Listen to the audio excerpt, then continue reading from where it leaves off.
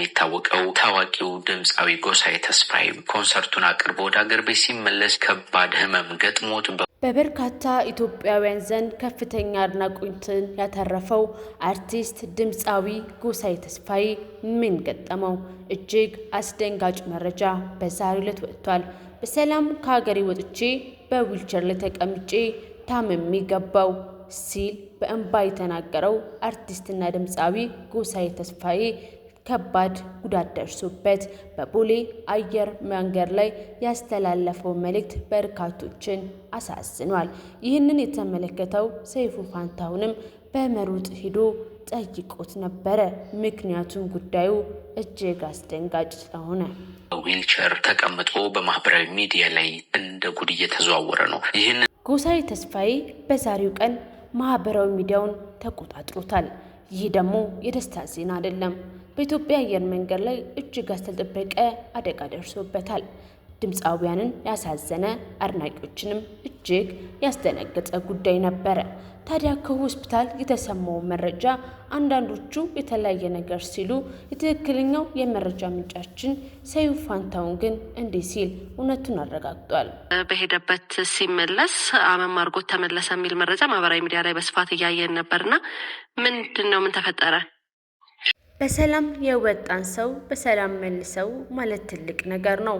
ምክንያቱም ጎሳዬ ተስፋዬ ድንገተኛ አደጋን ያጋጠመው ከሞትም ትንሽ የመትረፍ እድል ኖሮት እንጂ ጎሳዬ ተስፋዬ ዛሬ አምልጦን ነበረ።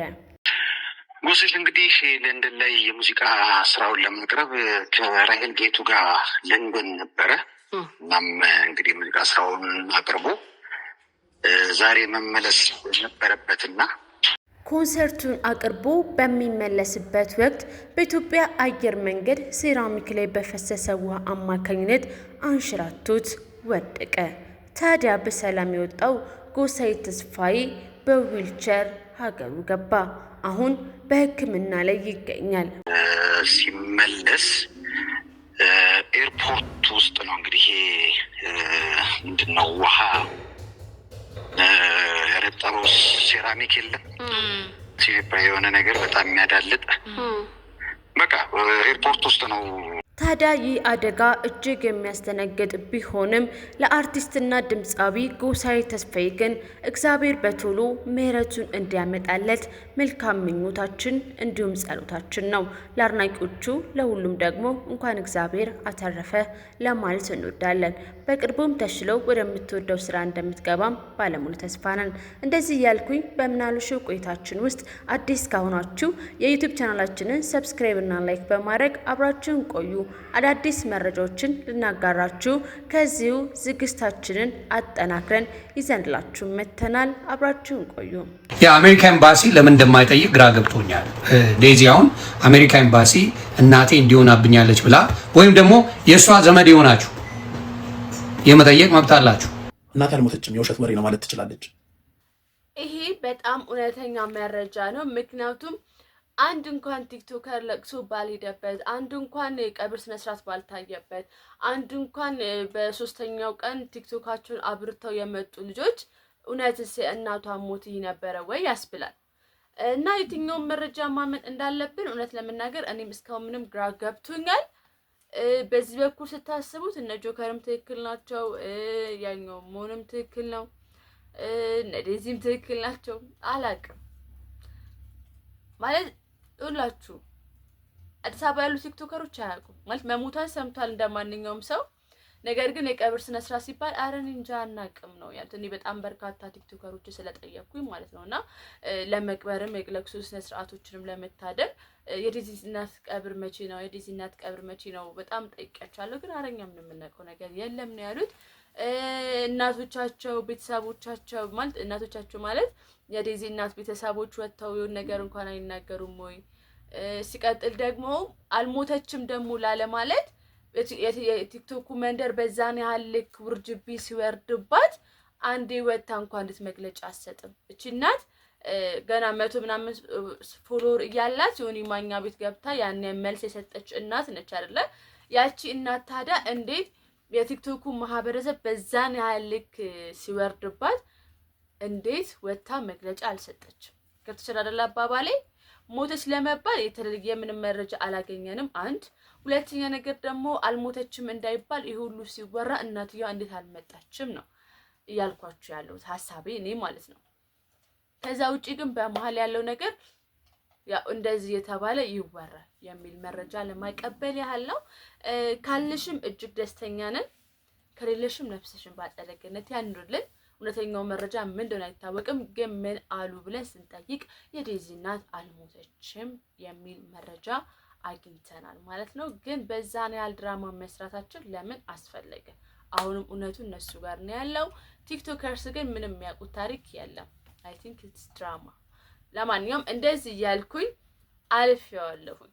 ሌላው ርዕሰ ጉዳያችን የሚሆነው እንግዲህ ሁላችሁም እንደምታውቁት ነው የሀቢባና የዮኒ ማኛ ጉዳይ ብዙ አናወራበትም። ሀቢባ የራሷን መልስ ሰጥታለች።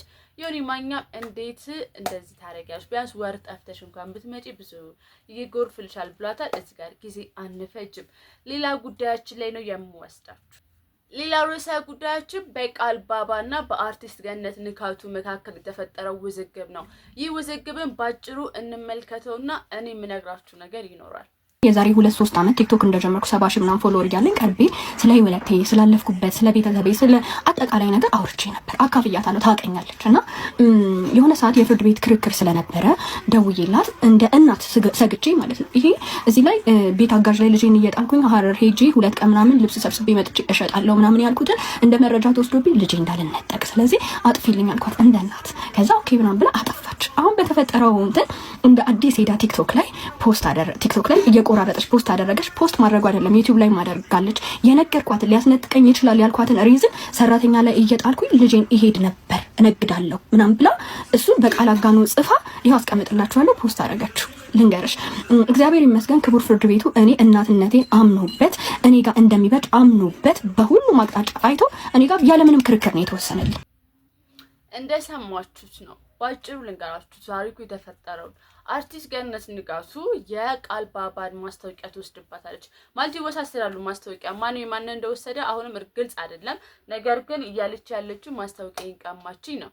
ማስታወቂያን ቀማችን በሚል ውዝግብ የጀመረው ውዝግብ በምን ይደርሳል? አርቲስት ገነት ንጋቱ እንዴት እንደዚህ ብላ ስሜን ታጠፋዋለች ስልና ከ3 ዓመት በፊት የነበረውን ኢንተርቪው ታወጣለች።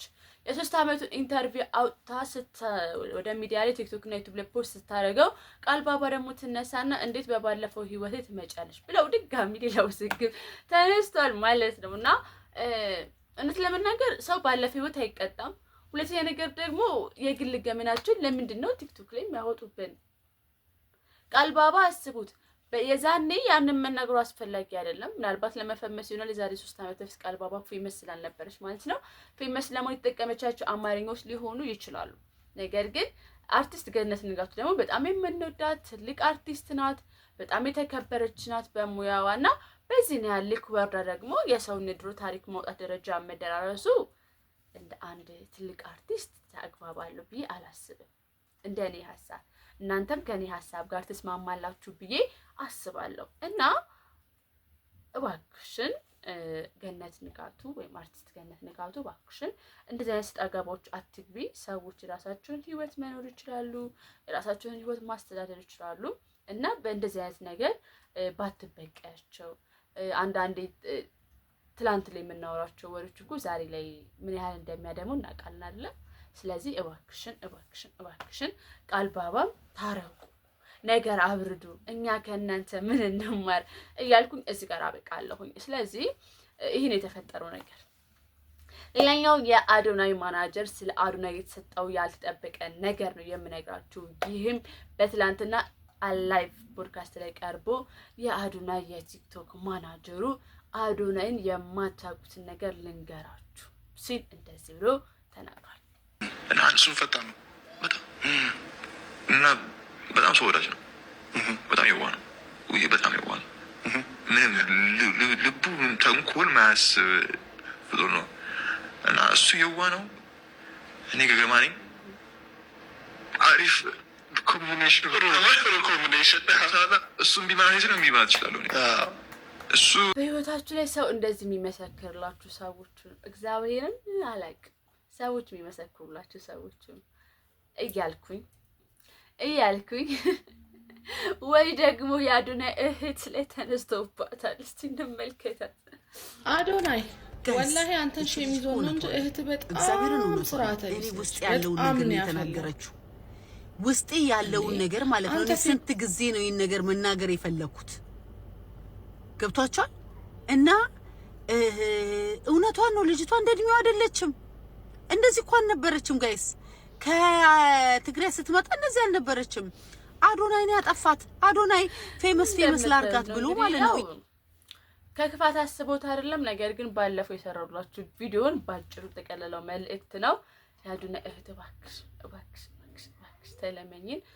አዶናይ እባክህ በዚህ ልክ አይሁን። ነገዋን አስብ። አንተም ልጅ ነህ እሷም ልጅ ናት። ስለዚህ ነጋችሁን አስቡ ለማለት ነው። ሰላምና ጤና በያላችሁበት ብዝት ይበላችሁ። የዛሬው መረጃዎቻችን የምናሉ ወሮቻችን እነዚህን ይመስሉ ነበር። እንግዲህ እውነቱን እያጣራን ወደ እናንተ ብቻ ስለምናደርስ ስጋት አይግባችሁ። የምትገኙት ምናሉ ሾው የዩቲዩብ ቻናላችን ላይ ነበረ። ማህበራዊ ሚዲያ ላይ ምን ተወሩ የሚሉ ወሮችን ለማግኘት ብቻ የዩቲዩብ ቻናላችን ሰብስክራይብ እና ላይክ በማድረግ ማግኘት ትችላላችሁ። በፍቅር የምወዳችሁታችሁ ግን እዚህ ጋር ቆይታ ይራበቃል። ሀሳብ አስተያየታችሁን ኮሜንት ላይ አስቀምጡልኝ። እደቻለሁ። ባይ